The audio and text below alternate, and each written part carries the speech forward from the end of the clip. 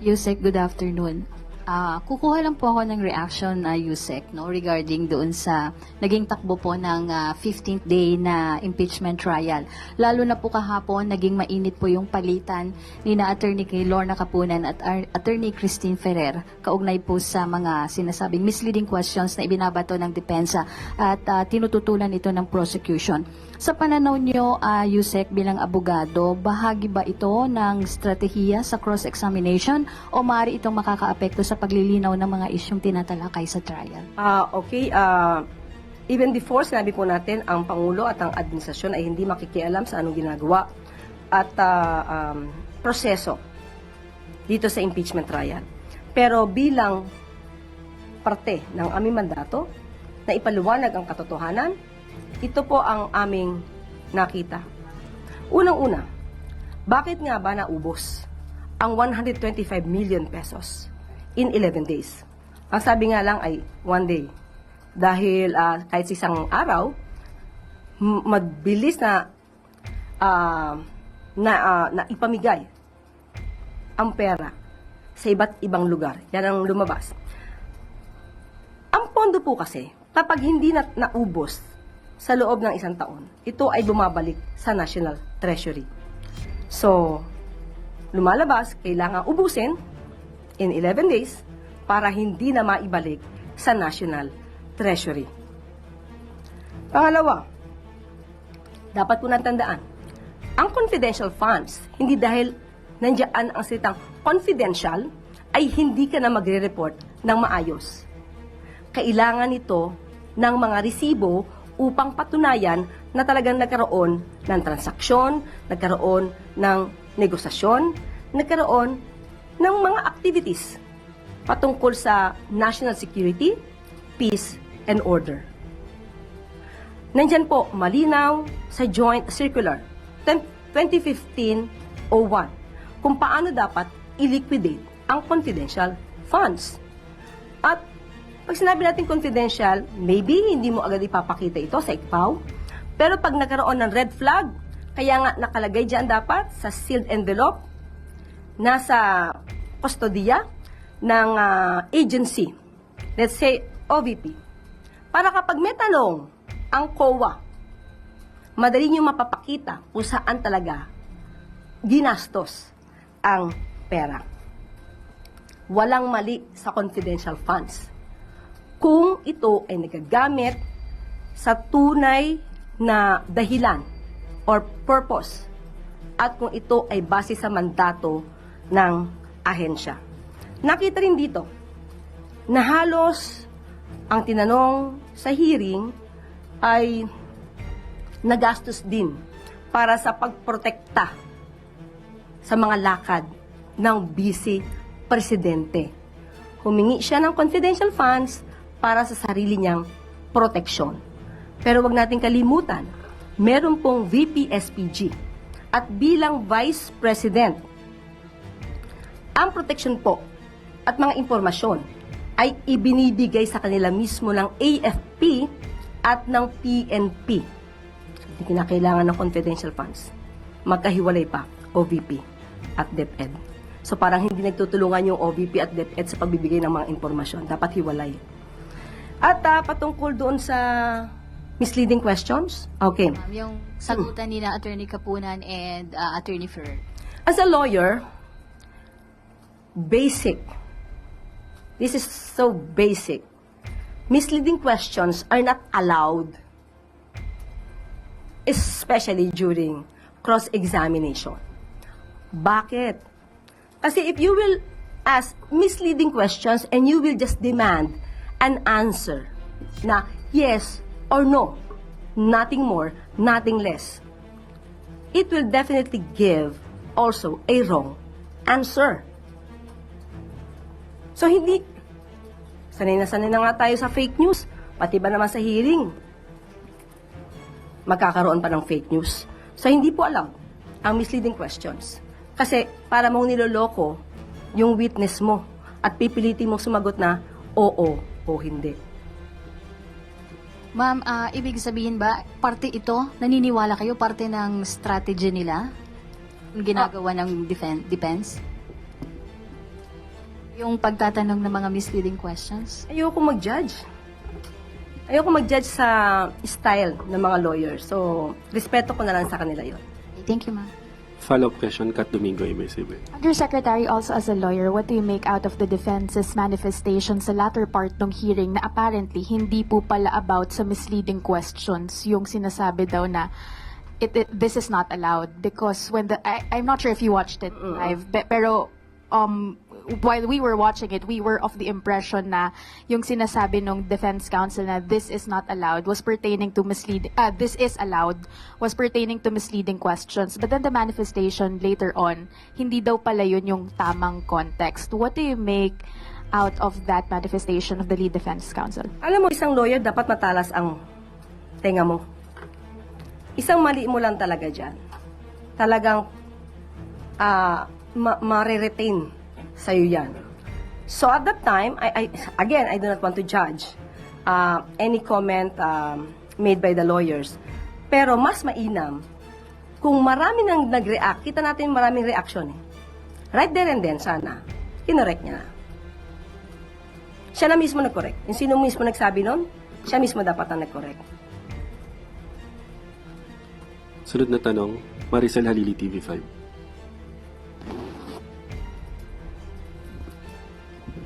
Good afternoon, Yusek. Yusek, may we have Malacanang statement about the filing of grave threat charges against Vice President Sara Duterte. So sinampahan din sila ng DOJ. May nakita ebidensya. Hindi ba mismo, yung mismo mga kaalyado ng Vice Presidente patungkol dito sa impeachment, ang sabi, kung grade 3 lang yan, di sampahan na lang sana ng kaso sa korte, hindi sa impeachment. So yung suggestion din, na isampa na lang sa korte, sinunod lang naman din ng DOJ. Base din naman sa ebidensya. Di nila makakaila yung video na napanood na halos ng lahat. Hindi lang ng Pilipino, kung hindi sa buong mundo ay napanood na. Pero wala po bang conflict yun, Yusek, considering na ongoing yung impeachment trial against the Vice President and of course, one of the articles of impeachment is about grave threat. So since meron na siyang ongoing na impeachment trial, hindi ba yun conflict na sinampahan din siya ng kaso sa korte? Iba po ang nature ng criminal case, iba yung nature ng impeachment proceedings.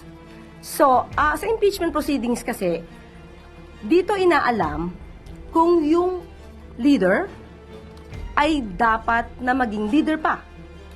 Yung kanyang kapasidad, yung kanyang mental health, yung kanyang pagiging agresibo, yung anger management, ito lahat ay dapat na nakikita kung ikaw ay magiging leader. Ang criminal case naman, ito ay yung liability dahil gumawa ka ng isang krimen. So, magkaiba po siya. So, pwede po siyang pagsabayan. Pero paano po makakaapekto yung posibleng maging decision sa impeachment court doon sa criminal case kung meron man? Iba pa rin. Halimbawa man, halimbawa lang po na ito ay madismiss dahil sa kanyang mga kaalyado, hindi ibig sabihin na wala siyang ginawang krimen. Kasi ang elements of the crime ay nakasaad diyan sa revised penal code. Kung lahat ng elemento ng crime ay present to convict her for committing grave threats.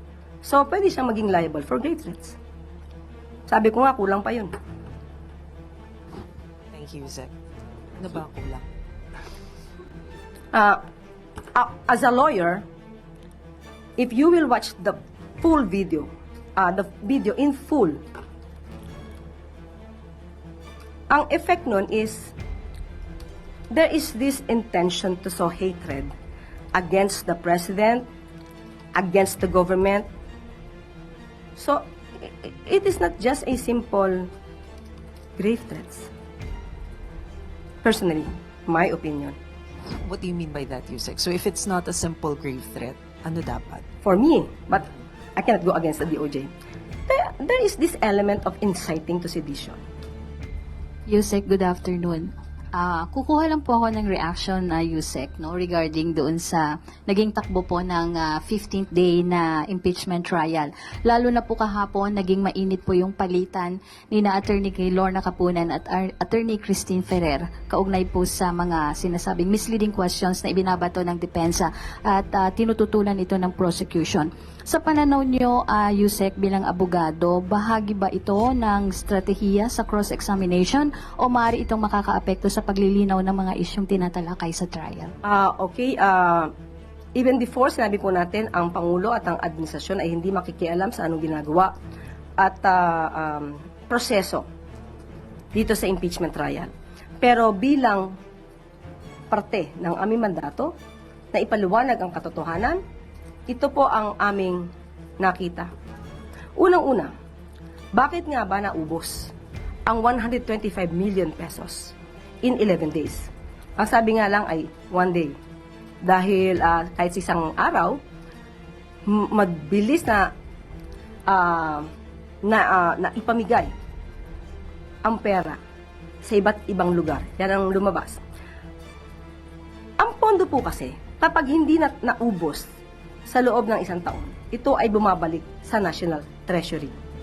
So, lumalabas, kailangan ubusin in 11 days para hindi na maibalik sa National Treasury. Pangalawa, dapat po natandaan, ang confidential funds, hindi dahil nandiyan ang salitang confidential, ay hindi ka na magre-report ng maayos. Kailangan ito ng mga resibo upang patunayan na talagang nagkaroon ng transaksyon, nagkaroon ng negosasyon, nagkaroon ng mga activities patungkol sa national security, peace, and order. Nandyan po, malinaw sa Joint Circular 2015-01 kung paano dapat i-liquidate ang confidential funds. At pag sinabi natin confidential, maybe hindi mo agad ipapakita ito sa ICPAW, pero pag nagkaroon ng red flag, kaya nga nakalagay dyan dapat sa sealed envelope, nasa kustodiya ng agency, let's say OVP, para kapag may tanong ang COA, madali nyo mapapakita kung saan talaga ginastos ang pera. Walang mali sa confidential funds kung ito ay nagagamit sa tunay na dahilan or purpose at kung ito ay base sa mandato ng ahensya. Nakita rin dito na halos ang tinanong sa hearing ay nagastos din para sa pagprotekta sa mga lakad ng vice presidente. Humingi siya ng confidential funds para sa sarili niyang proteksyon. Pero wag nating kalimutan, meron pong VP SPG at bilang Vice President, ang proteksyon po at mga impormasyon ay ibinibigay sa kanila mismo ng AFP at ng PNP. So, hindi kinakailangan ng confidential funds. Magkahiwalay pa, OVP at DepEd. So parang hindi nagtutulungan yung OVP at DepEd sa pagbibigay ng mga impormasyon. Dapat hiwalay. At patungkol doon sa misleading questions, okay. Yung sagutan ni na Attorney Capunan and Attorney Ferrer. As a lawyer, basic. This is so basic. Misleading questions are not allowed, especially during cross-examination. Bakit? Kasi if you will ask misleading questions and you will just demand an answer na yes or no, nothing more, nothing less, it will definitely give also a wrong answer. So hindi, sanay na nga tayo sa fake news, pati ba naman sa hearing, magkakaroon pa ng fake news. So hindi po allowed ang misleading questions. Kasi para mong niloloko yung witness mo at pipilitin mong sumagot na oo o hindi. Ma'am, ibig sabihin ba, parte ito, naniniwala kayo, parte ng strategy nila? Yung ginagawa ng defense? Yung pagtatanong ng mga misleading questions? Ayoko mag-judge. Ayoko mag-judge sa style ng mga lawyers. So, respeto ko na lang sa kanila yon. Okay, thank you, ma'am.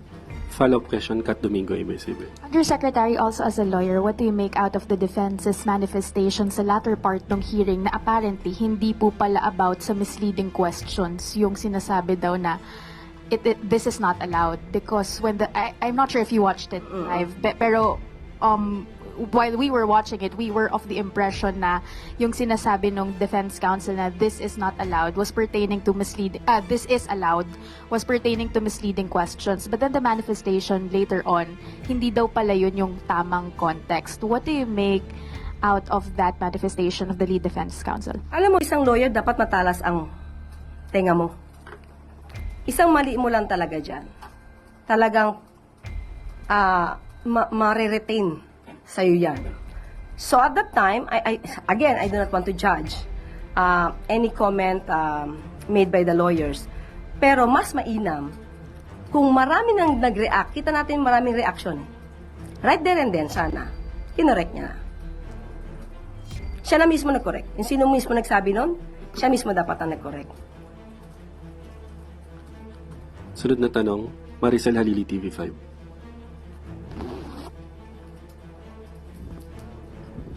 Good afternoon, Yusek. Yusek, may we have Malacanang statement about the filing of grave threat charges against Vice President Sara Duterte. So sinampahan din sila ng DOJ. May nakita ebidensya. Hindi ba mismo, yung mismo mga kaalyado ng Vice Presidente patungkol dito sa impeachment, ang sabi, kung grave threats lang yan, di sampahan na lang sana ng kaso sa korte, hindi sa impeachment. So yung suggestion din, na isampa na lang sa korte, sinunod lang naman din ng DOJ. Base din naman sa ebidensya. Di nila makakaila yung video na napanood na halos ng lahat. Hindi lang ng Pilipino, kung hindi sa buong mundo ay napanood na. Pero wala po bang conflict yun, Yusek, considering na ongoing yung impeachment trial against the Vice President and of course one of the articles of impeachment is about grave threats. So since meron na siyang ongoing na impeachment trial, hindi ba yun conflict na sinampahan din siya ng kaso sa korte? Iba po ang nature ng criminal case, iba yung nature ng impeachment proceedings. So, sa impeachment proceedings kasi, dito inaalam kung yung leader ay dapat na maging leader pa. Yung kanyang kapasidad, yung kanyang mental health, yung kanyang pagiging agresibo, yung anger management, ito lahat ay dapat na nakikita kung ikaw ay magiging leader. Ang criminal case naman, ito ay yung liability dahil gumawa ka ng isang krimen. So, magkaiba po siya. So, pwede po siyang pagsabayan.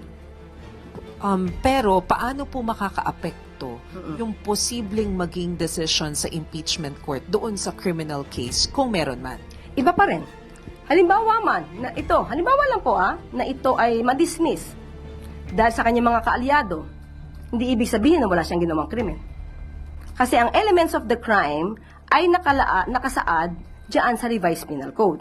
Kung lahat ng elemento ng crime ay present to convict her for committing grave threats. So, pwede siyang maging liable for grave threats. Sabi ko nga, kulang pa yun. Thank you, Zek. Ano ba ang kulang? As a lawyer, if you will watch the full video, the video in full, ang effect nun is there is this intention to sow hatred against the president, against the government. So, it is not just a simple grave threats. Personally, my opinion. What do you mean by that, Yusek? So if it's not a simple grave threat, ano dapat? For me, but I cannot go against the DOJ. There is this element of inciting to sedition.